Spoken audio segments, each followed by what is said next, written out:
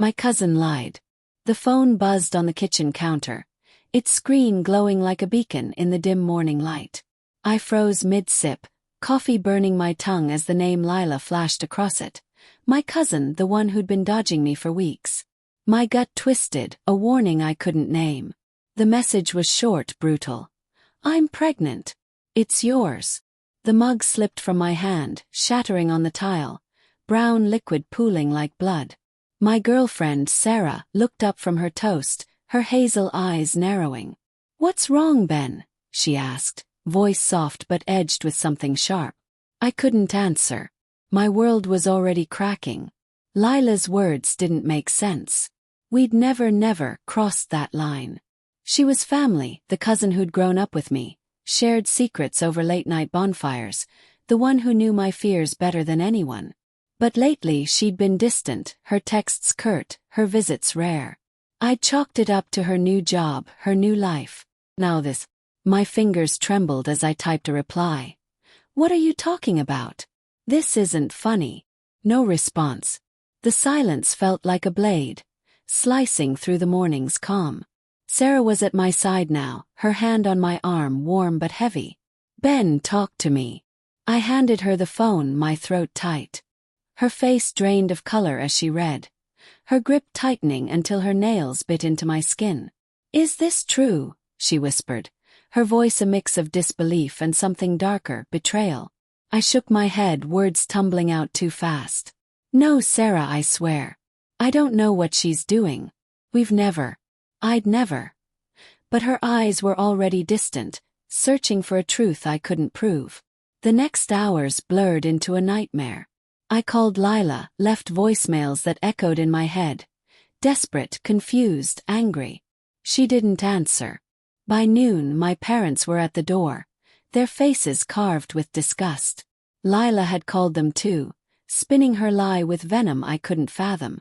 "How could you do this to us?" my mother spat, her voice trembling with shame. My father wouldn't even look at me.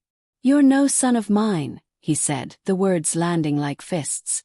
They left without listening, their car peeling out of the driveway, gravel crunching like broken bones. Sarah packed a bag that night. Her movements were deliberate, each zipper's rasp a judgment. "I need space," she said, her voice hollow. "I want to believe you, Ben, but this is too much." I begged, my voice cracking, but she walked out, her silhouette fading into the dusk. Alone, I sat in the dark, the house too quiet, the air thick with a scent of cold coffee and betrayal. Why would Lila do this? The question gnawed at me, a splinter in my mind. Days bled into weeks. I pieced together fragments. Lila's odd comments about Sarah last summer, her lingering glances I'd ignored, the way she'd hugged me too tightly at family gatherings. Had I missed something? Guilt crept in unbidden. Had I led her on somehow? But no, I hadn't.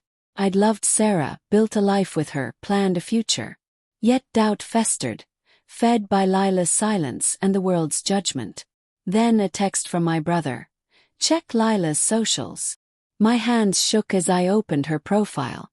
A photo posted an hour ago. Lila laughing at a party, a man's arm around her waist. The caption, "New beginnings." No mention of pregnancy, no hint of me.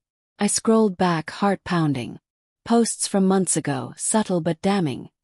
Her with the same man, cozy, too close. A memory surfaced, her joking about a guy at work, her friend.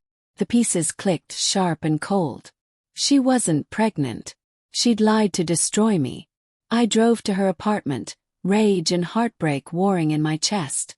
She opened the door, her smile faltering when she saw me. "Ben, she started, but I cut her off. "Why?"